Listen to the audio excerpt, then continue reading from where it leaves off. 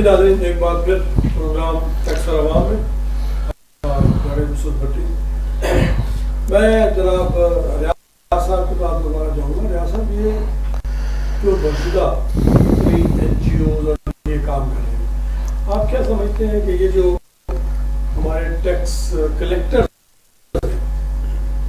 ان کو ریسپیکٹ پہ راضی کس طرح کیا جائے کہ یہ لوگوں کو ریسپیکٹ دیں؟ ہمارے یہاں کے اتھارٹی کا اس کو کس طرح سے چیک رکھا جائے؟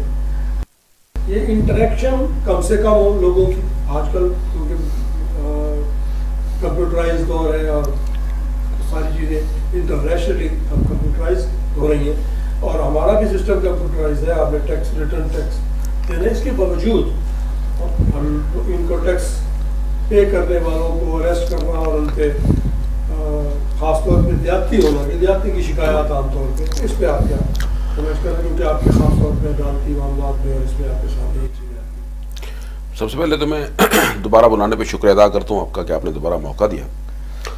اور ایک چیز کو کنٹینیو کرنا چاہتا ہوں. ابھی جو ہمارے دوست صاحبان نے، پروفیسر صاحب نے اور حافظ سہیل صاحب نے اخوت کا کنسیپٹ دیا اسلامک، اس کے ساتھ ساتھ جہاں تک ایک کنسیپٹ اسلامک کنسیپٹ تو یہ ہے کہ جب حکومت دی جاتی ہے تو وہ ایک آنر ہے اور اللہ کی طرف اسپیشل ہے. اور ادروائز اگر ہم اس کو پازیٹیو لا کی طرف جائیں تو جتنی اسٹیٹس ہوتے ہیں that become on the basis of social contract theory. تو سوشل کنٹریکٹ تھیوری کا بیسک لا، ہاں، تو سوشل کنٹریکٹ میں کیا ہوتا ہے کہ دے آر آل ایگریڈ کہ ان کو پیمنٹ جو دیں گے اور تب جا کے وہ نظام چلے گا. اب اگلی جو ہمارے ہاں سسٹم چل رہا ہے، آپ بھی گئے ہیں، ہم بھی گئے ہیں. میں آذربائیجان سے واپس آ رہا تھا تو ایئرپورٹ والوں نے مجھ سے خود پوچھا کہ سر آپ نے کوئی چیز خرید کی ہے تو یہ ریفنڈ لے لیں. دے ور ریڈی. میرے پاس، حالانکہ میں نے وہ رسیدیں پھینک دی تھی، اور آپ کے ساتھ بھی کئی دفعہ ایسا ہوا ہوگا کہ جو ہی آپ ایئرپورٹ پہ آتے ہیں وہ کہتے ہیں جی بتائیں کتنے پہ آپ ریفنڈ لینے. ہمارے یہاں کنسیپٹ تو وہی ہے کہ ہم جب ایڈوانس کاٹتے ہیں کسی سے، ایون چھوٹا تھوڑی سی ایون جا کے آپ کوئی چیز موبائل خریدتے ہیں تو اس کے اوپر ایڈوانس اور ود ہیلڈنگ ہے، that is always with the concept to the وہ ریفنڈ، کہ اینڈ آف دا ڈے جب ریٹرن بھریں گے تو ریفنڈ لے لیں گے. لیکن ہمارے پاس ہو کیا رہا ہے کہ پیسہ چلا تو جاتا ہے، واپس نہیں ہے. اور یہی سپریم کورٹ میں آج کل بحث بھی چل رہی ہے.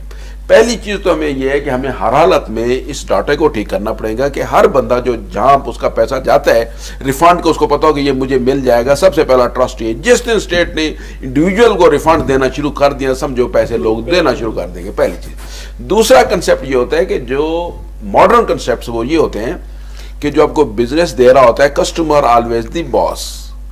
ہمارے ہاں کیا ہے کہ ہمارا ایک بیوروکریٹک سسٹم ہے. ہمارے پاس جو مشینری ہے پیسے لینے والی، وہ سمجھتے ہیں کہ ہم تو لارڈ ہیں اور یہ دینے والا ٹیکس کلیکٹر. اس کو ہمیں چینج کرنا پڑے گا. ان کے اندر یہ ٹریننگ ایسی کرنی پڑے گی، کیپیسٹی بلڈنگ یہ کرنی پڑے گی کہ ہر جگہ جا کے کہیں گے بھائی صاحب آپ سے پیسہ لینا ہے، آپ ہمارے بڑے، آپ ہمیں دیں قوم کے خزانے میں. وہ اس کو ہر رات میں ٹرینڈ بدلنا پڑے گا. جب تک ہم جو کلیکٹر ہے اس کے مائنڈ سیٹ بدلتے نہیں ہیں. ہمارے یہاں آپ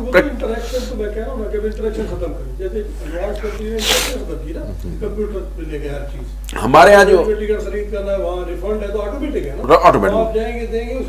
کسی چیز کی ضرورت نہیں، بالکل ڈیٹا مینٹین ہے، خود بخود آپ کو پوچھتے ہیں باقاعدہ. اب ہمارے یہاں کیا ہو رہا ہے کہ ہمارے کنسیپٹ چل رہا ہے کہ ہماری جو مشینری کا مائنڈ ہے وہ یہ کہتے ہیں جی زبردستی لینا پڑے گا، خوف رکھنا پڑے گا. خوف کی ایک سٹیج ہوتی ہے جب ہم ڈیولپ ہو جائیں گے تو پھر چند کلاسز آف پرسن ہوتے ہیں جہاں خوف رکھنا ہوتا ہے، جہاں آپ کو پرابلم ہوتا ہے کہ یہ ٹیکس ایویژن کر رہے ہیں یا ٹیکس چوری کر رہے ہیں. ہاں، جو کر رہے ہیں. ہمارے ہاں تو وہ کلاس ہی نہیں ہے. ہمارے ہاں تو اس طرح کی کلاس نہیں ہے. پہلے ہمیں ہر حالت میں سافٹ کارنر پہ جا کے رسپیکٹ دینی پڑے گی.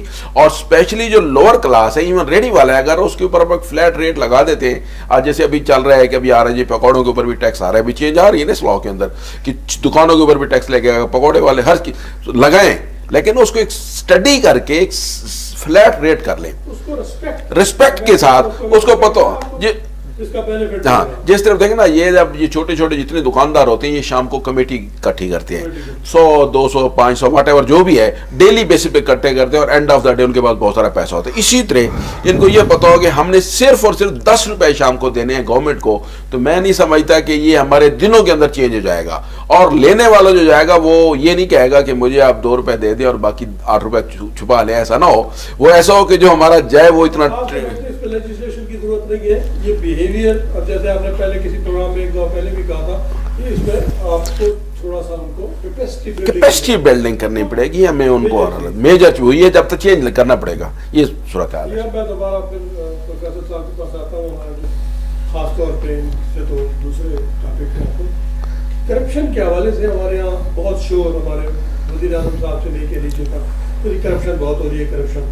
تو اس سلسلے میں آپ کیا کہتے ہیں کہ یہ چیز کرپشن کو بار بار ریپیٹ کرنے سے کیا کرپشن روکی جا سکتی ہے، یا اس کا، کیونکہ جب ہم مدینہ کی ریاست کا آپ حوالہ دیتے تو وہاں بھی غلط کاریاں ہوتی تھی اس زمانے میں، تو کیا انہوں نے اس کو پروپیگیٹ کر کے ختم کیا، یا اپنے بیہیویئر سے، اپنے کریکٹر سے اس چیز کو ثابت کیا کہ، اور دوسرے لوگوں کو درگزر کر کے، معاف کر کے، یا اس کو لیجسلیشن کا، اس کو ان کو عدالتی کارروائیوں سے، عدالتی عمل سے ان کو صحیح کرنے کی کوشش کی؟ ڈاکٹر صاحب گزارش یہ ہے کہ کرپشن تو ایک بڑی وسیع ٹرم ہے، ہمارے ہاں عام طور پہ صرف اس کو فنانشل کرپشن کے طور پہ لیا جاتا ہے، ورنہ مس یوز آف پاورز بھی کرپشن ہے، اپنی صلاحیتوں کا استعمال غلط کرنا یہ بھی کرپشن ہے، اور اب مالی کرپشن کی آپ بات کر رہے ہیں تو یہ بھی ظاہر ہے کرپشن ہے، لیکن کسی بھی کرپشن کو آپ خود وکلاء حضرات ہیں، جب تک کہ ایویڈنسز کے ساتھ پروو نہ کر دیا جائے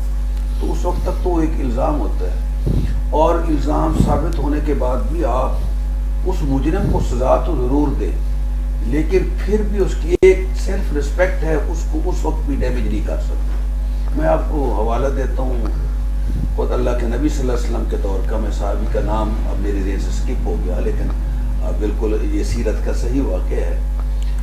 ظاہر ہے آپ کو پتہ ہے کہ اسلام لانے سے پہلے لوگ شراب کے رسیا تھے، تو ایک صحابی اسلام لانے کے بعد بھی ایک دفعہ، دو دفعہ، تین دفعہ، وہاں مرات آتا ہے حدیث میں لفظ کے، کئی بار انہوں نے شراب پی اور ان پہ حد جاری ہوئی، ان پہ حد جاری ہوئی، حد جاری ہوئی تو حضور کی موجودگی میں ایک شخص نے کمنٹ کیا کہ روز ذلیل ہوتا ہے، میں الفاظ مفہوم بیان کر رہا ہوں، شرم نہیں آتی اس کو اس طرح نہیں کرنا چاہیے، بار بار اس طرح۔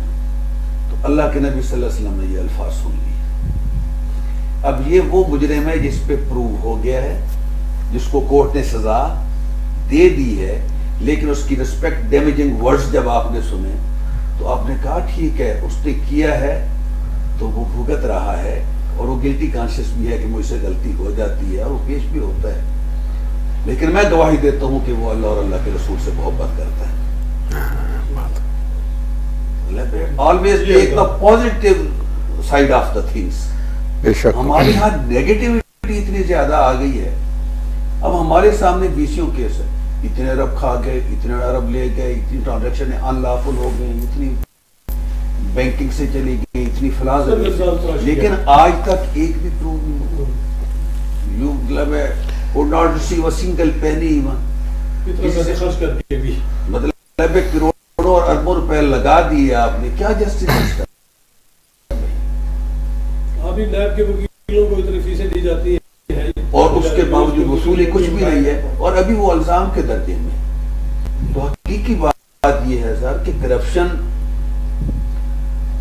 کی جو آپ بات کر رہے ہیں کہ کرپشن، پہلی بات تو ہے کہ اس کے راستے روکیں، ان ذرائع پہ آپ پابندی لگائیں کہ جو کرپشن کی طرف لے کر جاتے ہیں، اور وہی بات پھر آ جاتی ہے، پھر آپ اگر ٹیکس کے حوالے سے کہتے ہیں کہ لوگ اب ٹیکسز بھی کیوں نہیں دیتے، انہیں پتہ ہے کہ ہمارا دیا ہوا پیسہ کرپشن کے ذریعے ان تجوریوں میں چلا جاتا ہے، حکومتی عہدیداروں کے پاس چلا جاتا ہے۔ اور ایک بات آپ ٹیکس کے حوالے سے میں عرض کروں گا، ٹیکس ریونیو واٹ آپ جو اس کو نام دیں، کہ جن سے آپ لیتے ہیں ان کو آن بورڈ بھی رکھیں، بتائیں کہ ہم آپ سے یہاں سے لے رہے ہیں، یہاں لگا رہے ہیں۔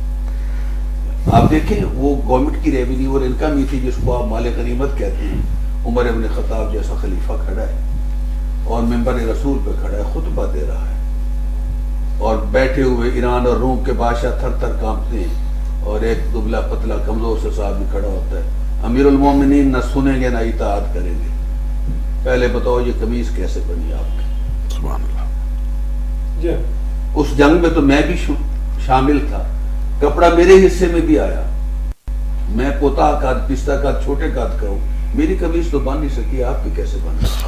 یہ گورنمنٹ ریونیو تھی نا، مال تھا ایک جو ملا تقسیم ہوا، تو آپ نے قطعاً غصہ نہیں منایا, بہت برا نہیں منایا اس کا, کہا بالکل ٹھیک ہے آپ کی بات, عبداللہ ابن عمر میرا بیٹا موجود ہے کہیں کھڑے ہوئے, کہا بیٹے جواب دو, کہا میں بھی موجود تھا, ایک کپڑا میرے حصے میں آیا, ایک والد گرامی کے حصے میں آیا, میں نے اپنی قمیض کا حصہ بھی دے دیا اور لمبا کرتا میرے والد صاحب کا بنا. اب اس نے کہا کہ ہم سنیں گے بھی صحیح اور اطاعت بھی کریں. کمرشل بریک کے لیے کہا گیا ہے, ایک بار پھر معذرت چاہتے ہیں, پھر انشاءاللہ کمرشل بریک کے بعد حاضر.